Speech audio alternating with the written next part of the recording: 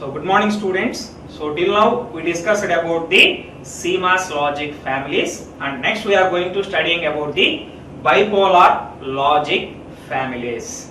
So first let me explain why we are supposed to study about this particular bipolar logic families. Bipolar logic families are nothing but BJTs. So what is the need for studying of them? So first one is, even nowadays some of the system, they are using the TTL technology.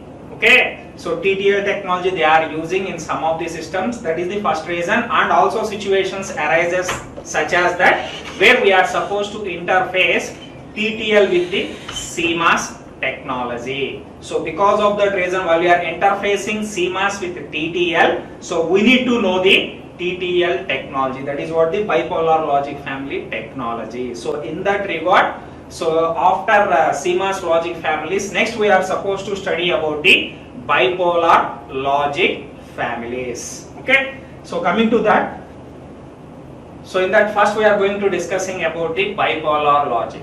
So as the title itself suggests that, where in BJT, bipolar junction transistors, current is going to flow by means of both holes as well as electrons. So by means of those two polarities, okay, positive as well as negative, holes as well as electrons. So because of that reason, we can able to call them as bipolar devices. BJTs we can able to call them as. So in that sense, if you consider the MOSFETs, nothing but CMOS, whatever discussed, that comes under unipolar device. Okay, so why? Because where in MOSFET technology current is going to flow by means of either holes or electrons. Okay, by means of single charge carriers only current is going to flow, while in the case of CMOS technology, so in that regard, all MOSFETs comes under unipolar devices, while coming for BJTs, those are all bipolar devices because current is going to flow by means of both majority as well as minority charge carriers. Okay, so that is what introduction. And while coming for bipolar logic, okay, families we can able to realize by means of using the semiconductor diodes and BJT transistors. Okay, semiconductor diodes and bipolar junction transistors, we can able to use them as the basic building blocks to realize circuits in bipolar logic. The simplest bipolar logic you can able to realize is by means of using the semiconductor diode and resistor, and that is called as diode logic. So in diode logic, we can able to realize the logic functionality by means of using diodes and resistors itself. And while coming for TTL, because of in all bipolar logic families, TTL is very popular, as we already discussed in previous classes. So that is because of TTL is having the high integration density. Because of that advantage only, more than 90% of BJT ICs are made up of TTL. Then after that, ECL is popular because of its high speed. So these two only, we have to put more concentration while we are studying about that particular bipolar logic families. So here, if I consider the TTL technology, in earlier days in TTL, by means of using transistors, they realized the logic circuit, as well as at the same time they are using at the output side to boost the output drive capability. Okay, so diode logic is nothing but where in diode logic they are going to use only diodes and resistors. By means of those two itself we can able to realize the logic functionality. But while coming for in early days, initial days of TTL technology, they considered only transistors to realize the logic function as well as to drive the output loads. Okay, that means transistor having a high driving capability, BJT transistors having to boost the output drive capability, that we can able to achieve by means of BJTs in that regard. While in the case of TTL, both to realize the logic as well as to boost the output drive capability, they consider the transistors. And later on, new TTL technologies, they are considering diodes itself. Okay, diodes to realize the logic function, and while coming for the transistors, they are using to boost the output drive capability. So because of that, finally we can able to say that in new TTL where it consists of both diodes as well as transistors. Diodes to realize the logic and transistors to realize the, to boost the output drive capability. So that is what TTL internally it consists of. And while coming for next popular logic family is ECL, emitter coupled logic, where TTL stands for transistor logic. And while coming for ECL, emitter coupled logic. So while coming for that, where transistors we can able to use them as the current switches. So by means of that they can able to achieve the high speed. Okay. So in that regard, in ECL they are going to use the transistors as the current switches. So because of that, so ECLs are fast operation we can able to achieve that particular one. So next we are going to studying about the, as I described previously, the simple circuits we can able to realize in bipolar logic is using of diodes and resistors, that we can able to call it as a diode logic. So in that regard, first we are going to studying about that particular diode logic. Okay. So here, before realizing these circuits using of diodes and resistors, first we are in a position that so we need to know the operation of a diode. So here I consider an ideal diode. So this is how it seems to be. So as you already know that how we can able to construct that particular diode, by means of combining both P and N type semiconductors. Combining those two, we can able to realize the PN junction diode. In this particular case, we consider it as an ideal diode. And P region will act as anode and N region will act as cathode. While coming for the functionality, by means of applying the forward bias. Forward bias in this sense, P type must be connected to positive, N type must be connected to negative. In this case, P type is nothing but anode, P region is nothing but. So anode must be connected to positive and cathode must be connected to negative. Then we can able to say, so that diode is in forward bias state. So at that time how it behaves? It behaves like a closed switch. Okay, so because of that, so current is going to flow from anode to cathode. So that is what going to happen. At that time we can able to say that particular diode will act as a closed switch and current is going to flow from anode to cathode. So that is what going to happen. So whenever you apply the forward bias. So next if you consider the reverse bias. Reverse bias nothing but P region must be connected to negative and N region must be connected to positive. That means anode must be connected to negative and cathode must be applied to positive. So if that is the case, then so this diode will act as a open switch. Okay, so because of reverse bias, so we can able to say that diode lies in the off state. That means no current at all is going to flow from anode to cathode. So this is what while in the case of ideal diode. So that's what here they mentioned the transfer characteristics of that particular ideal diode. Okay, so where if we apply negative voltage, then no current at all is going to flow across that particular diode. Because of that, its value indicated with 0. On x-axis itself, they mentioned that particular one. So while coming for whenever V becomes, so this voltage becomes positive, forward bias, immediately it will act as a closed switch. So because then thereafter there is a drastic current is going to flow from anode to cathode. That's what we indicated over here. So whenever this become forward biased, so voltage across this particular one seems to be always 0. So because of immediately it switch on that particular one, so voltage difference so comes at 0 point itself. So there is a drastic change in the current. So because of that, that is how the transfer characteristics of an ideal diode seems to be.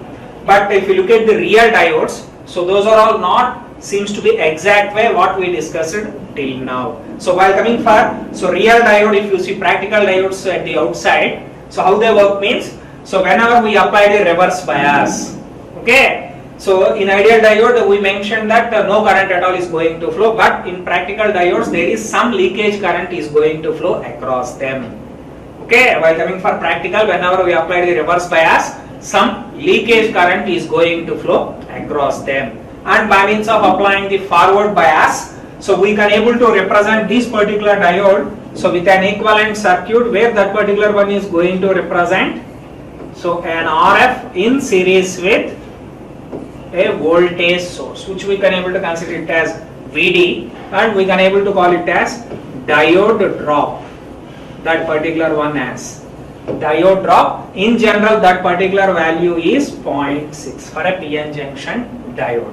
Okay, so whenever we apply the reverse bias, so there is some current is going to flow. That current we can able to consider it as a leakage current, and whenever we apply the forward bias, that diode so will seems to be like this. That means a resistance RF is in series with the voltage source VD. That is, this VD we can able to consider it as voltage drop, and in general that voltage drop value for a PN junction diode is equals to the 0.6. Okay, so this is how the equivalent diode seems to be whenever we apply the forward bias. Okay, so next to that, so based on considering all these points, so now we need to construct a logic circuit, and before that, so we need to know what is the logic levels we have to consider. So while we are designing a diode logic, so for that, once again here we consider the plus 5 volts power supply, and according to these so logic levels are divided. While coming for 0 to 2 volts, we can able to consider them as low,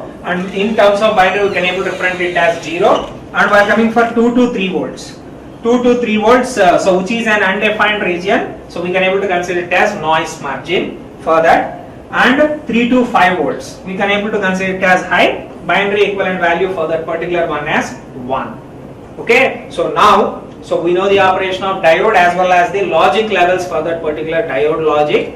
Considering all this, now we can able to construct the any particular simple circuits in bipolar logic families.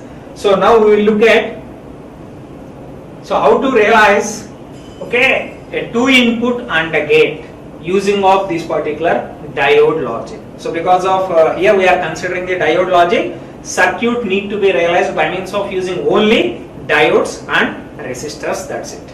Okay, so here our intention is to design a 2 input and gate operation. Okay, so this is how the circuit seems to be for that. Okay, so how we constructed that particular 2 input and gate in diode logic means, so here we consider 2 diodes D1 and D2. Okay, and those two are connected in parallel, and the anode of those 2 diodes connected to 5 volts through a pull-up resistance which is R in this particular case. And coming to the inputs, 2 input and gate, where those 2 inputs we can able to consider it as X and Y, and those 2 are applied to the cathode of that particular diode, and output you can able to consider from the anode of those diodes. So this is how to realize that particular 2 input and a gate. So after realizing the circuit, next what we are supposed to do? We need to verify the functionality. For that you already know the function table or truth table for that. So for a 2 input and a gate, okay, so what is the function? So if both inputs are 1, output becomes 1. For all remaining 3 input combinations, output becomes 0. So that is what the functionality we are supposed to achieve. So in this particular case, after realizing the circuit, next we are supposed to verify that particular functionality. So because of that, first I considered if I applied both inputs are 1s. So both inputs are 1 means logic 1 means, as we described previously, we can able to apply any value in between 3 to 5. Because logic 1 means as per the logic levels we divided, 3 to 5 we can able to consider it as logic 1. So in that regard we can able to apply any value in between 3 to 5. So here we considered 4 volts. So now we applied both X and Y inputs are logic 1. Okay, so that is what? 4 volts. Here and here we considered 4 volts. So those are all connected to the cathode of that particular diodes. So because of that, this circuit seems to be like this. So remaining all are same except at X and Y. So we connected it to 4 volt source. So now what happens? So if you look at this particular diode D1 and D2, so at the anode side they have plus 5 volts and at the cathode side they have 4 volts. So that means it seems to be like both diodes are in forward bias because of anode voltage is greater compared to the cathode voltage. So based on that we can able to say that diode is in forward bias state. So now what happens? If it is in forward bias, then obviously that diode will act as a closed switch. So because of that, so now current is going to flow by means of these two two diodes, D1 and D2. In that aspect only they mentioned by means of these directions and flowing through this particular diode, and finally it reaches to a ground terminal. And now we need to find out the value at the output, which is at the Z terminal. So that is what represented with VZ. So that value we are supposed to find out. That means at this particular anode side we are supposed to find out the voltage.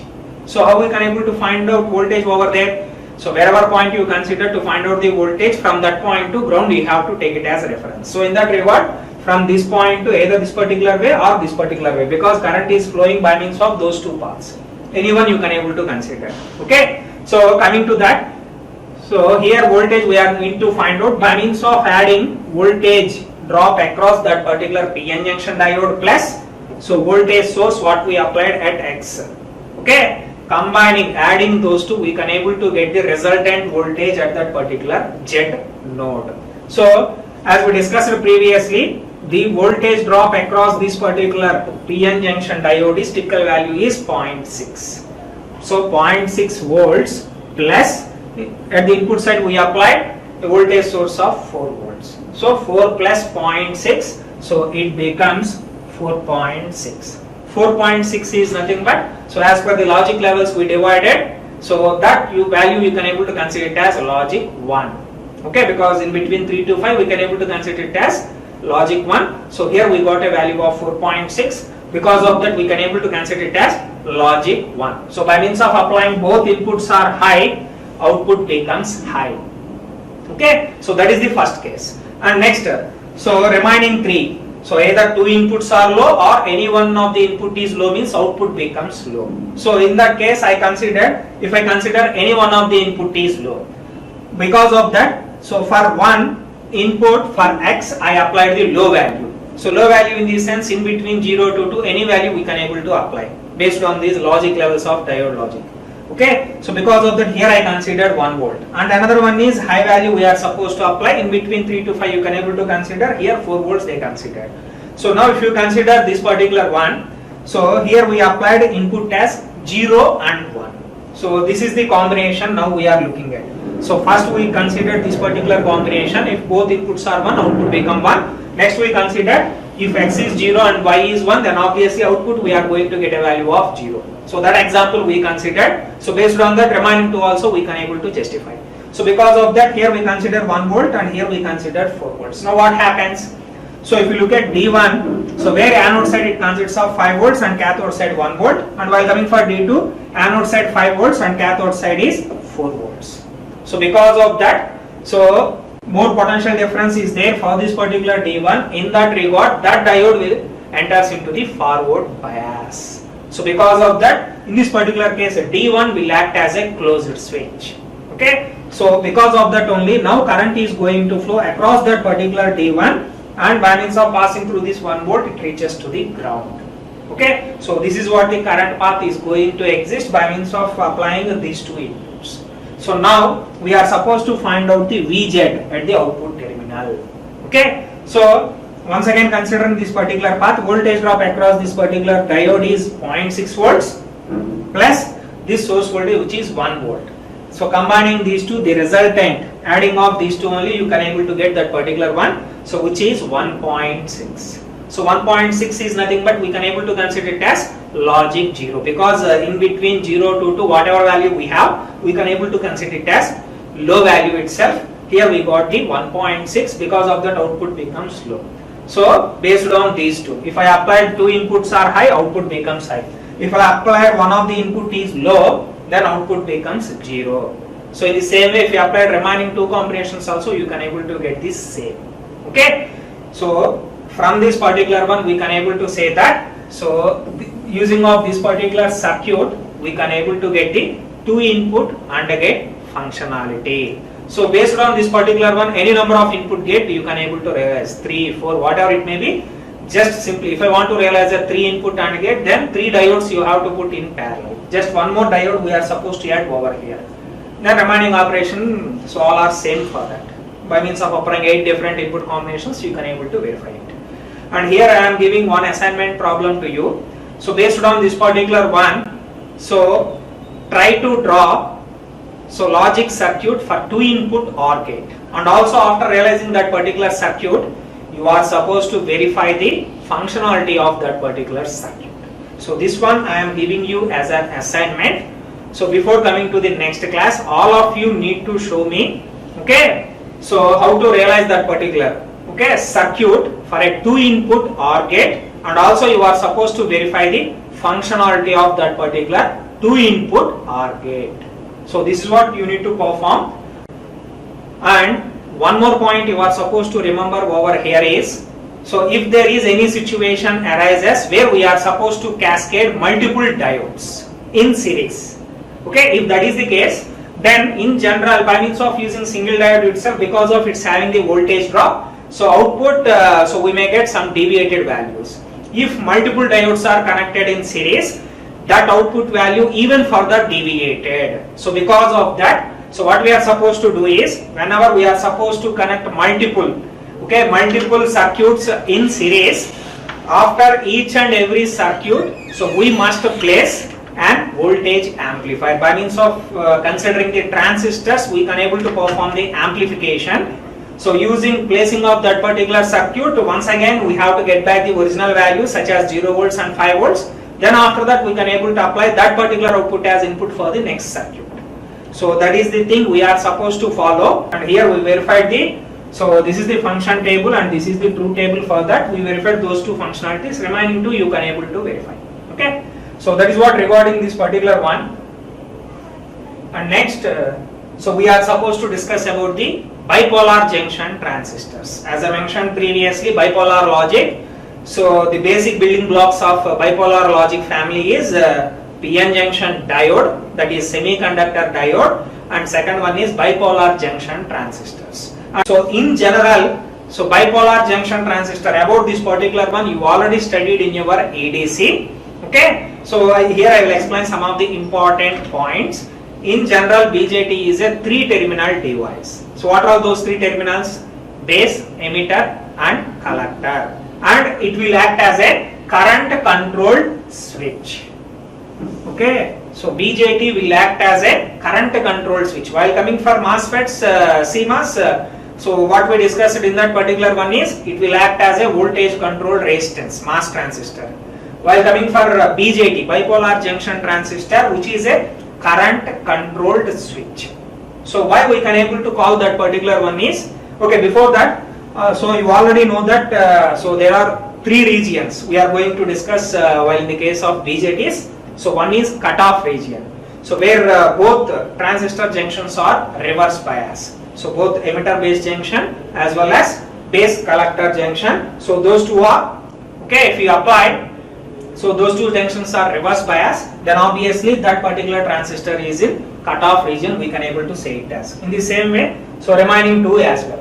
So next region is active region. So whenever base emitter junction is forward bias and base collector junction is reverse bias, then we can able to say that particular transistor is operating in active region. And another region is saturation region. Suppose if you apply base collector and base emitter junction both are in forward bias, okay, then we can able to say that particular transistor lies in the saturation region. So this you already studied. Okay, so considering all these, now we are supposed to analyze this particular one. Okay, in general, so BJTs are, so mainly there are 2 basic types are there. One is NPN transistor, another one is PNP transistor. So which one we are going to prefer? NPN only, because where in the case of NPN the majority charge carriers are electrons and minority charge carriers are holes. So because of that, so current at a faster rate it can able to flow, because electrons mobility is 2 times greater compared to holes mobility. In that regard, so even though these 2 types are there for BJT, so always we are going to prefer NPN transistor only over PNP transistor, because NPN transistor is much more faster. At a faster rate it can able to switch on and off. In that regard, we are supposed to consider the NPN transistor over PNP transistor. So here I considered an NPN transistor. This is an NPN transistor and this is a PNP transistor. So but anyway, because of that particular advantage, we always prefer the NPN and we are not at all going to bother about PNP transistor. So coming to this particular one, As I mentioned previously, BJT is a current controlled switch. So I mentioned over there. So here I will justify how we can able to call this particular NPN. BJT transistor is a current controlled switch. So in general, BJT consists of three terminals. One is base, collector and emitter. By means of applying the base current, which we indicated with IB, we can able to control the current across other two terminals, that is in between collector and emitter.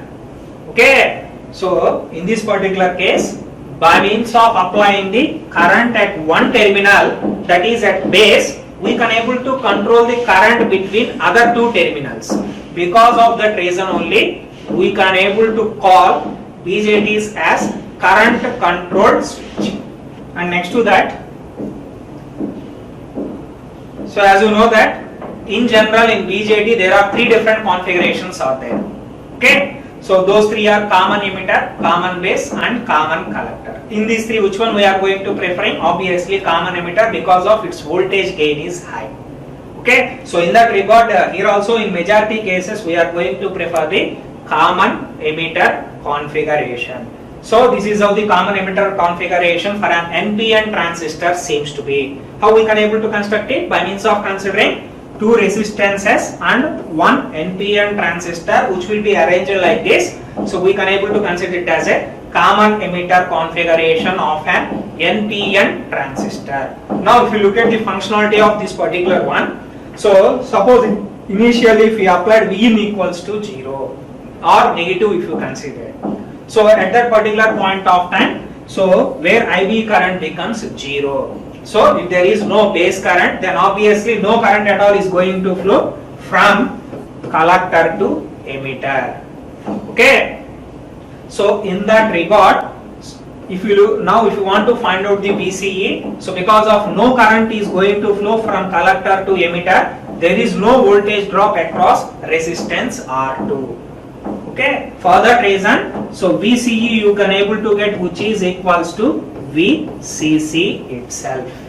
Okay, so that is what going to happen whenever we applied Vin equals to 0 or negative value if you consider. So where the base current becomes 0. So because of that, base current is 0, no current is going to flow from collector to emitter. For that reason, there is no voltage drop across resistance R2. So because of that, now VCE becomes, which is equals to VCC.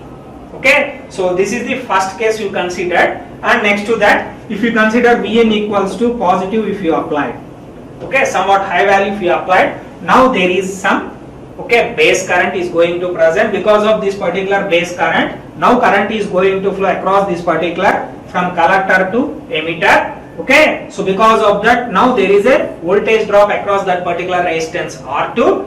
For that, VCE value is going to decrease from VCC, and if you keep on increasing this particular positive voltage, IB also drastically increases, and at one particular point of time this VCE reaches to a minimum value. That minimum value is VCE saturation. In general, the typical value for that particular one is 0.2 volts. Even if you keep on increasing much more Vin value, that means IB if you keep on increasing, output you can't able to get, okay, less than that particular VCE sat. The worst case output value you can able to get it as VCE sat, which we can able to represent with a value of 0.2 volts. And you can able to say at that particular point that the transistor enters into the saturation state. So for that reason, so we can able to call that particular mode as saturation mode. And previously whenever we applied Vin equals to 0, at that time VCE becomes VCC. At that point we can able to say that that transistor is in cutoff state. Okay, in general in digital applications these two states only, so we are preferring cutoff state and saturation state. So this is what regarding the common emitter configuration. And one more point also, so if you look at this particular emitter terminal where the current flowing away from that particular emitter, we can able to get by means of adding both the base current as well as the collector current. So the equation becomes IA equals IB plus IC. So that is the emitter current, it is going to flow in that particular common emitter configuration.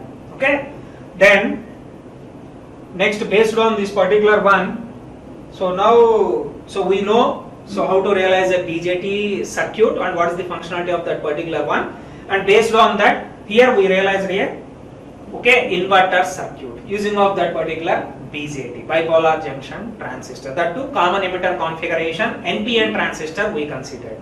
So using of that, so now we realized that particular inverting operation. While coming for that, so this is how this symbol seems to be for an inverter, and by means of arranging such as like this, we can able to realize the inverting operation. So just verify the functionality of this particular one. Okay, suppose if I applied Vin equals to 0, then no base current, because of that this Q1 lies in off state, cut off state. So what about V out? Because of there is no voltage drop across R2, whatever so voltage present over here, that will be appear over here. That means applying 0, we got output as 1. So consider the reverse case. If we applied Vin equals to 1, okay, that means 5 volts. So high value if you applied 5 volts, then at that particular point of time, so IB is going to present, because of that Q1 becomes enters into the on state. So then there is a voltage drop across R2, because of that output you may get a value of, in the worst case, VC is set. Okay, minimum value you are supposed to get over there, low value. Okay, in the worst case we can able to get a value of 0.2. So that we can able to consider it as a low value. So by means of applying high at the input side, we can able to get output as low value. So based on that, we can able to say that using of this particular NPN transistor, that to common emitter configuration, this is how to construct an inverter. Okay, and whatever we discussed over here, that they mentioned by means of considering the transfer characteristics. By means of applying input as low, output becomes high, and by means of keep on increasing, and once it reaches the high value, then parallelly outputs also drastically decreases and reaches to a low value. So that is what this particular one. And next to that, so one more point you are supposed to remember over here is, so whenever common emitter NPN transistor is in saturation mode, so if you change the input, that means that transistor so needs to come back from saturation state. If that is the case, then it is going to take certain time to get back from the saturation state. That time you can able to call it as a storage time. Because of that particular storage time, the propagation delay of that particular device is going to increase. So our intention is, we are supposed to decrease that particular storage time, and for that what we are doing is, so whenever is not necessary, we have to make sure that that transistor should not enter into the saturation. Placing that operation we can able to achieve by means of placing a Schottky diode.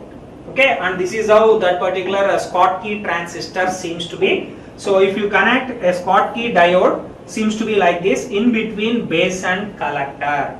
Okay, so by means of placing Schottky diode over there, so we can able to so overcome the drawback.